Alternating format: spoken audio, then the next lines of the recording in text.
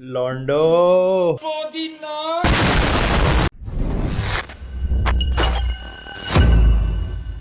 Hey guys, it's Divyansh, welcome back to another episode. और आज का एपिसोड यार काफ़ी ज़्यादा स्पेशल है क्योंकि हमारी इस बकचोदी वाली टोली में भाई 21,000 लोग जुड़ चुके हैं।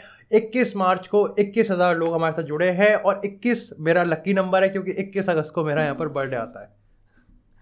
लेकिन इसी के साथ यार एक्चुअली में स्पेशल एक और रीज़न है और वो ये है कि हमने अपने चैनल पे 500 वीडियोस से ज़्यादा यहाँ पर पोस्ट कर दिए हैं। भाई ये सिर्फ तुम्हारी वजह से हो रहा है। ये मैं इस चीज़ को इसलिए भी हाईलाइट कर रहा हूँ क्योंकि लगातार मेरे को काफ़ी बार अभी डीएम आते हैं कि भाई हम भी काफ़ी ज़्यादा इंटरेस्टेड हैं यूट्यूब चैनल्स को स्टार्ट करने में, स्पोर्ट्स चैनल चाहे फुटबॉल का हो चाहे किसी और में। तो भाई कोई टिप्स दो, कुछ हो।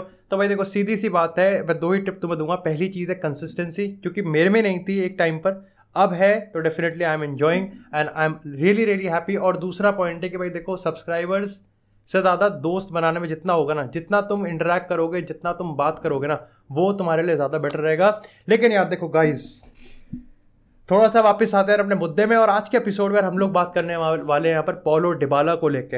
अब देखा, अगर तुम इस चैनल के एक्टिव मेंबर हो तो मैंने तुम्हें एक से ज़्यादा ओकेजन्स पे बता रखा होगा कि पॉलो डिबाला को लेके यहाँ पर बहुत ज़्यादा अनसर्टेनिटी है। और एक्चुअली में ये नहीं है कि डिबाला कुछ मतलब थोड़ा सा उंगलबाजी कर रहा है, ये जुवेंटस की तरफ से हो रहा है जो भी हो रहा है। अब देखो सीन यहाँ पर ये होता है कि सबसे पहले तो तुम्हें मेरे को शुरुआत से बताना पड़ेगा कि डिबाला का हमेशा से प्लान ये था कि वो युवेंटस में स्टे करना चाहता है और यहीं पर ही अपना फ्यूचर देखता है। अब यहाँ पर कॉन्ट्रैक्ट उसका इस साल खत्म हो रहा है, तो डेफिनेटली यहाँ पर युवेंटस और डिबाला में कॉन्ट्रैक्ट रिन्यू को लेकर यहाँ पर बातें थी। सबसे पहले अगर मैं आपको बताऊँ बेस ऑफर की, कि पहला ऑफर यहाँ पर क्या दिया था, तो वो था यहाँ पर 8 मिलियन यूरोस का offer plus 2 million add on, यानी कि आप कह सकते हो कि कुल मिला के 10 मिलियन का यहाँ पर ऑफर दिया गया था। अचानक से युवेंटस ने यू टर्न ले लिया इस ऑफर पे और ये ऑफर पीछे खींच लिया और उन्होंने जो अपना फाइनल ऑफर दिया वो था यहाँ पर 7 मिलियन यूरोस का। अब यहाँ पर ये चीज़ डिबाला ने बिल्कुल रिजेक्ट कर दी और इसी के चलते यहाँ पर कल यानी कि 21 मार्च को, वीडियो आई थिंक आपको 22 मार्च को मिलेगी, तो यहाँ पर 21 मार्च को मीटिंग हुई थी फाइनल में हेडक्वार्टर्स में युवेंटस के। और यहाँ पर जो निष्कर्ष है, जो डिसीजन है, वो फाइनल हो चुका है कि डिबाला युवेंटस के साथ कॉन्ट्रैक्ट रिन्यू नहीं करेगा। It is a big big thing, क्योंकि मैंने आपको आई थिंक काफ़ी बार बता रखा है कि एलिग्री 2.0 के प्रोजेक्ट का डिबाला एक्चुअली में एक फोकल पॉइंट था। और अगर आप फोकल पॉइंट भी नहीं कहेंगे तो definitely one of the most important, और कहीं ना कहीं डेफिनेटली युवेंटस में काफ़ी ज़्यादा उसका फैन बेस भी बहुत बड़ा है। लेकिन आई थिंक यहाँ पर एक स्टोरीज मेरे को बतानी पड़ेगी, क्योंकि आई थिंक मेरे को नहीं पता कि कितना ज़्यादा उसका इन्फ्लुएंस था, लेकिन आई थिंक ये चीज़ आपको जाननी ज़रूरी होनी चाहिए। अब हाल ही में यार होता क्या है कि 19 मार्च को ना, जब युवेंटस का लीग मैच था और विलारियल के हाथों वो यहाँ पर चैंपियंस लीग से बाहर हुए थे, तो उसके एक दिन बाद यहाँ पर एक्चुअली में युवेंटस में एलिग्री और डिबाला के बीच में थोड़ा सा अनबन हो जाता है, थोड़ा सा ना मामला टॉक्सिक हो जाता है। अब होता यहाँ पर ये है कि एक्चुअली में जो टाइम टेबल था ना, जो शेड्यूल था, उसमें थोड़ी फ्रीडम चाहते थे यहाँ पर दोनों, कोड्राडो भी और डिबाला भी, और इसी को लेके वो यहाँ पर एलिग्री के पास गए थे। जब उन्होंने एलिग्री को ये बात बताई तो एक्चुअली में एलिग्री इस चीज़ पे भड़क गया, कंसिडरिंग द फैक्ट कि युवेंटस अभी अभी यहाँ पर विलारियल के हाथों चैंपियंस लीग से बाहर हुई है और इनको यहाँ पर थोड़ी सी फ्रीडम चाहिए, और इसी को लेकर यहाँ पर मामला काफ़ी ज़्यादा गर्मा गर्म हो गया था। अब ये चीज़ इंपॉर्टेंट इसलिए क्योंकि आपको समझना पड़ेगा कि इवन दो डिबाला काफ़ी ज़्यादा इंजरी प्रोन प्लेयर है, उसकी फॉर्म भी कोई इतनी खास अच्छी नहीं है, उसको मौके भी इतने वो नहीं है, बट स्टिल एलिग्री ने हमेशा से उसको डिफेंड किया है। एलिग्री ने हमेशा से उसको युवेंटस का एक इंटीग्रल पार्ट रखा है। आप कह सकते हो कि एक तरीके से इस पूरे युवेंटस में जब उन्होंने एक स्टेप बैक ले लिया, यहाँ पर युवेंटस के जो डायरेक्टर हैं, आई थिंक पता नहीं, एक बहुत ही अच्छे, बहुत ही हाई ऑफिशियल ने स्टेटमेंट भी दिया था कि युवेंटस में अब जो प्लेयर रहेगा ना, वो ऑन द पिच परफॉर्मेंस पे रहेगा, नाम का कोई नहीं होगा। और ये उसने डिबाला की तरफ ही हिट आउट करा था।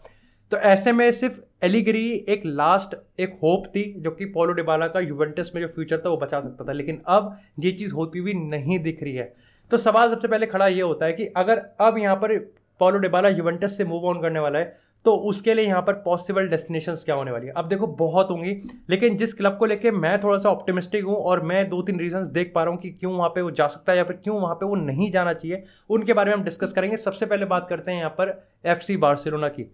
आप देखो यार, बार्सिलोना को लेके डेफिनेटली यहाँ पर डिबाला यहाँ पर सूट कर जाएगा। ऐसा भी नहीं है कि बार्सिलोना इंटरेस्टेड नहीं, दे आर इंटरेस्टेड, और फ्री ट्रांसफर है तो डेफिनेटली यही चीज़ हो सकती है। लेकिन मेरे को लगता है क्योंकि उन पर ओबामेयांग है, क्योंकि कहीं ना कहीं यहाँ पर ओबामेयांग अच्छी फॉर्म में है, तो यहाँ पर मेरे को इसके चांसेस थोड़े से कम लगते हैं। यहाँ पर मैं काफ़ी ज़्यादा कम्युनिटी डिस्कशन में ये भी चीज़ सुन रहा था कि अगर डेम्बेले रिन्यू नहीं करता तो हम पॉसिबली पॉलो डिबाला को राइट विंग खिला सकते हैं। मैं ये चीज़ होते हुए नहीं देखता, क्योंकि डेम्बेले की प्रोफाइल में और डिबाला की प्रोफाइल में ज़मीन आसमान का फ़र्क है। अब बात करते हैं यहाँ पर दूसरे क्लब की, और वो है यहाँ पर ला लीगा से ही एथलेटिको मैड्रिड। अब ये चीज़ ना मेरे को लगता है कि एथलेटिको मैड्रिड के चांसेस काफ़ी ज़्यादा हाई हैं, क्योंकि डिएगो सिमियोने की अगर हम बात करें तो उसके टैक्टिक्स में काफ़ी ज़्यादा फिट बैठता है। और डिबाला, आप कह सकते हो कि मोराटा हो या फिर जहाँ पर अगर ग्रीजमैन की हम बात करें, जाओ फिलिक्स की बात करें, तो इनके साथ एक अच्छी पार्टनरशिप ले सकता है। और डिबाला के पास आपको पता है कि यार देखो ला लीगा इंटेंस भी नहीं है, इतनी इंटेंसिटी वाली भी नहीं है जितनी प्रीमियर लीग है। तो एथलेटिको के साथ मेरे को लगते हैं कि उसके चांसेस बन सकते हैं। इसी के साथ बात करें अगर नेक्स्ट क्लब की, और वो आता है यहाँ पर प्रीमियर लीग से, और वो है यहाँ पर मैनचेस्टर यूनाइटेड। अब यहाँ पर मैं रीज़न ये नहीं दूंगा कि इसको क्यों साइन करना चाहिए, बल्कि ये रीज़न दूंगा कि इसको साइन क्यों नहीं करना चाहिए। पहली चीज़ तो सबसे पहली चीज़ तो देखो ये है कि हमारी प्रायोरिटीज़ ये नहीं है। हमारी प्रायोरिटीज़ एक सेंटर बैक, हमारी प्रायोरिटीज़ एक सेंटर मिडफील्डर, हमारी प्रायोरिटीज़ एक राइट विंगर, और हमारी प्रायोरिटीज़ है एक स्ट्राइकर। अब यहाँ पर काफ़ी लोग कहेंगे कि यार देखो ये तो सेंटर फॉरवर्ड भी खेल सकता है, तो आपको ये समझना पड़ेगा कि हमारे क्लब में कहीं ना कहीं ब्रूनो फर्नांडिस कुछ हद तक तो मेरे को लगता है कि paulo डिबाला वाला रोल ऑलरेडी ऑक्युपाइड कर रखा है। दूसरी चीज़, अगर हम ब्रूनो से भी अगर ऊपर देखें, यानी कि स्ट्राइकर वाले रोल पर देखें, तो ये वो ऐसा प्लेयर है ही नहीं जिस प्रोफाइल को हम यहाँ पर सर्च कर रहे हैं। हम सर्च कर रहे हैं डार्विन नूनेस की प्रोफाइल को, हम सर्च कर रहे हैं यहाँ पर जोनाथन डेविड की प्रोफाइल को, तो हमको यहाँ पर कहीं ना कहीं इस चीज़ पे देखना पड़ेगा। और तीसरा पॉइंट है कि अगर आप paulo डिबाला की, और ये मैं यूनाइटेड के लिए नहीं बल्कि सारे क्लब्स को एक बार फिर से कंसिडर करके उनको रेफरेंस पे रख के देख रहा हूँ, चाहे बार्सिलोना हो, एथलेटी हो, चाहे कोई भी हो, सारे क्लब्स को मैं देख के ये एक बार रेफरेंस दे रहा हूँ कि डिबाला के साथ यार एब्सोल्युटली मैजिकल प्लेयर है ना। मेरे को तो भाई हमेशा से जब भी वो गोल मारता था ये सेलिब्रेशन हमेशा करना बहुत ज़्यादा अच्छा लगता था। He is good, he is absolutely beast, but एक चीज़ आपको माननी पड़ेगी। पहली चीज़ तो पिछले कुछ टाइम से उसकी फॉर्म अच्छी नहीं चल रही है। दूसरी चीज़, he is a injury prone, और काफ़ी ज़्यादा इंजरी प्रोन है। तीसरी चीज़, यार ऑलरेडी 28 से 29 का हो चुका है, तो डेफिनेटली ये उसका लास्ट कॉन्ट्रैक्ट है, और वो और उसके रिप्रेजेंटेटिव तो चाहेंगे कि एक लास्ट बिग कॉन्ट्रैक्ट अपने करियर में वो यहाँ पर खींच सके। तो डेफिनेटली आप कह सकते हो कि जो नेगोशिएशंस पावर होंगी वो यहाँ पर काफ़ी ज़्यादा इंपॉर्टेंट रोल प्ले करेगी, कि ठीक है फ्री एजेंट पे भी, लेकिन वेजेस जितनी वो मांग रहे हैं वो कहीं ना कहीं वाजिब होनी चाहिए। इसी के साथ बात करते हैं अपने चौथे क्लब की, और वो आता है यहाँ पर स्पर्स। अब अगर एथलेटिको मैड्रिड के बाद अगर मैं किसी क्लब को देखता हूँ, या फिर मैं कहूँ कि एथलेटिको मैड्रिड से भी ज़्यादा मैं किसी को देखता हूँ, तो वो है टॉटनहम हॉटस्पर।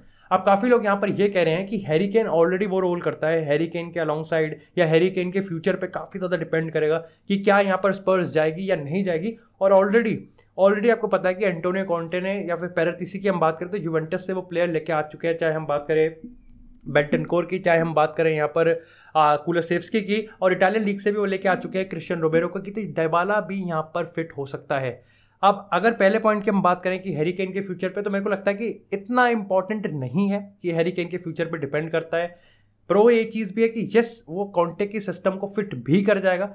तीसरा पॉइंट ये भी है कि अगर उसके इंजरी प्रोन को देखें तो कॉन्टे उसको सिस्टमैटिक यूज भी कर सकता है कि उसको इंजरी भी ना हो, और वो कहीं ना कहीं एक सेकंड फिडल या फिर थोड़ा ऑल्टरनेटिव स्ट्रेटेजिक उसको यूज भी हो सकता है। लेकिन सबसे बड़ी प्रॉब्लम है उसके वेज स्ट्रक्चर। और एक छोटा सा कंसर्न है कि मैं एथलेटिक रिपोर्ट में एक ये भी रिव्यू भी पढ़ रहा था कि ऐसा नहीं होना चाहिए paulo डिबाला को साइन करके कहीं ना कहीं एंडोम्बले वाली गलती स्पर्स ना करे। तो ये भी एक तरीके से गैम्बल है, ये भी एक तरीके से लोग सोच रहे हैं कि अगर इसका नया क्लब होगा तो वहां पर गैम्बल नहीं होना चाहिए। बात करते हैं अपने नेक्स्ट क्लब की, और वो आता है यहाँ पर आर्सेनल। अब आर्सेनल को लेकर आपको ये समझना पड़ेगा कि ठीक है वैसे तो वो भी एक स्ट्राइकर को ढूंढ रहे हैं, बट मेरे को पॉसिबली आप देखो लागासेट के आप रोल को देख सकते हो, तो ठीक है एक लिंकअप चाहिए। आप अगर नंबर 10 की देख रहे हो तो उनके पास ऑलरेडी मार्टिन अडेगार्ड है, तो सेंटर फॉरवर्ड एक ऐसा पोजीशन है जहां पर वो देख सकते हैं। एक तो चैंपियन लीग के लिए भी कहीं ना कहीं वो फिनिश कर रहे हैं, तो एक तो उनकी पुलिंग पावर भी अच्छी हुई है, उन पर पैसे भी हैं, और मोर ओवर एक फ्री ट्रांसफर भी है। लेकिन एक चीज़ जो मेरे को लगती है जो काफ़ी ज़्यादा खटक रही है ना, वो ये कि मैंने आर्टेटा के एक इंटरव्यू में पढ़ा था इस चीज़ को, कि उसने ये चीज़ कहा था कि अब ये जो आर्सेनल का रिबिल्ड है ना, इसमें एज फैक्टर बहुत ज़्यादा बड़ा रोल प्ले करेगा। और ऑलरेडी मैं आपको बता दूंगा कि 28-29 इज़ नॉट समथिंग जो कि आर्सेनल के स्क्वाड में आप देखते हो। 23-24 कहीं ना कहीं इस तरीके से इस ब्रीड के प्लेयर्स यहाँ पर आर्सेनल इस समय लेके आ रही है, जो कि मैं यहाँ पर नहीं देखता। बाकी डू लेट मी नो कि क्या आर्सेनल में यहाँ पर फिट बैठता है या नहीं। इसी के साथ यार बात करते हैं अपने लास्ट क्लब की, और वो आता है यहाँ पर चेल्सी का। अब चेल्सी को देखो यार, चेल्सी का सिस्टम बड़ा सही है, यहाँ पर लिंकअप हो सकता है, बट मेरे को लगता है कि करंटली क्योंकि चेल्सी के ओनर या फाइनल नहीं हुए, तो काफ़ी ज़्यादा मतलब अंधेरे में तीर मारने वाली बात हो गई। एक तो चेल्सी का जो भी ओनर आएगा, जो भी ओनरशिप आएगी, वो पहले ये मेक श्योर करेगी कि टूकल मैनेजर बना रहे, वो ये मेक श्योर करेगी कि यहाँ पर आपको अगर हम देखें तो जो रोडिगर है उसका कॉन्ट्रैक्ट हमको यहाँ पर रिन्यू करवाना है। उसके बाद अगर हम देखें तो इस चीज़ पे बहुत डिपेंडेंट होगा कि जो हकीम जियच हैं, जो क्रिश्चियन पुलिसिच है, इनका फ्यूचर क्या लाया करता है, या फिर हम इवन ये भी कहें कि टीमो वर्नर को लेके हम अगर कुछ कहें तो इनका फ्यूचर यहाँ पर क्या लाया करता है, और इस हिसाब से यहाँ पर पॉलो डिबाला एंड स्टिल यहाँ पर मैं ये कहूँगा कि डेम्बेले का जब तक कहीं ना कहीं कॉन्ट्रैक्ट सिचुएशन वो करेक्ट नहीं होता। अच्छा, इस समय एक क्लब जो कि सबसे ज़्यादा इंटरेस्टेड है इस समय डिबाला के ट्रांसफ़र को लेके, और वो है यहाँ पर इंटरनेशनल है। अभी अपने आप पे सीरियस और इंटरेस्टिंग सिचुएशन है, क्योंकि आप देखो यहाँ पर यूवेंटस का एक बहुत ही लॉयल लीडर था डिबाला, और उसका बहुत बड़ा फ़ैन बेस है, और ऐसे में कहीं ना कहीं यहाँ पर अगर वो इंटर को ज्वाइन करता है तो it is a huge possibility कि यहाँ पे यूवेंटस के फ़ैन जो है वो यहाँ पर टर्न आउट हो जाएंगे डिबाला पे ही। बट ये चीज़ कोई नई चीज़ नहीं होगी, और ये चीज़ कोई पहली बार नहीं होगी अगर यहाँ पर कोई प्लेयर अपने डायरेक्ट ट्रैवल को ज्वाइन कर ले। लेकिन इस समय अगर मैं बताऊं रिपोर्ट्स के हिसाब से तो इंटरनेशनल सही में काफ़ी ज़्यादा एक्टिव दिख रही है, और यहाँ पर ऑलरेडी वो एक मीटिंग स्केड्यूल कर रही है, और वो उस तरीके का पैसा देने के लिए भी तैयार है जिस तरीके का पैसा एक्चुअली में यहाँ पर डिबाला एक्सपेक्ट कर रहा है अपने नए क्लब से। तो ये कहीं ना कहीं एक बहुत बड़ी पॉसिबिलिटी है कि इंटरनेशनल यहाँ पर जा सकती है नहीं, और काफ़ी लोग इस चीज़ को इससे भी आर्ग्यू कर रहे हैं कि Dybala to be very very fair इस समय सीरिया में ही रहना चाहता है, उसका सीरिया का जो प्ले स्टाइल है वो यहाँ पर डिबाला को सूट करता है, और इंटरनेशनल एक परफेक्ट डेस्टिनेशन इस समय निकल के आ रही है। बाकी डू लेट मी नो कि आपको क्या लगता है कि यहाँ पर डिबाला इंटर को ज्वाइन करके कहीं ना कहीं अपनी यूवेंटस की लेगेसी को डेंजर करेगा या नहीं करेगा। Do let me know in the comment section. अगर ओवरऑल मैं कंक्लूजन की बात करूँ कि जो हुआ है क्या वो ठीक हुआ है, तो मेरे को लगता है यार देखो, even though Dybala is one of my favourite players, अगर जिसको मैं देखना पसंद करता हूँ न्यूट्रल फैन से इटालियन लीग में, तो मेरे को लगता है, बट स्टिल मैं फिर भी यही चीज़ कहूँगा कि यूवेंटस ने जो किया वो ठीक किया। It was harsh, it is मतलब डिसअपॉइंटिंग होगा आप में से जितने भी यूवेंटस के या डिबाला के फ़ैन होंगे कि भाई डिबाला को हमेशा से रहना तो यूवेंटस में, बट फिर भी हो जा रहा है। बट आप यकीन माने कि जो भी यूवेंटस कर रही है it is harsh, but it has to happen, ये चीज़ होनी पड़ेगी। और आई थिंक ये सबसे सही चीज़ है कि यूवेंटस यहाँ पे स्टेटमेंट दे रही है कि अगर डिबाला जा सकता है तो प्लेयर तो कोई भी सेफ नहीं है, और अगर डिबाला जा सकता है तो कम से कम 3-4 प्लेयर्स और ऐसे हैं उस यूवेंटस के स्क्वाड में जो कि कहीं ना कहीं यहाँ पर जाना बनते हैं, और जो कि आने वाले टाइम में हमको निकलते हुए दिखेंगे। तो डेफिनेटली यूवेंटस के पर्सपेक्टिव से तो ये मेरे लिए एक पॉजिटिव मूव होने वाला है, क्योंकि देखो रिबिल्ड करना है। अगर यूवेंटस यूरोपियन चैंपियनशिप यानी चैंपियंस लीग को अगर टारगेट करती है तो उनको हार्ड डिसीजन बनाने पड़ेंगे।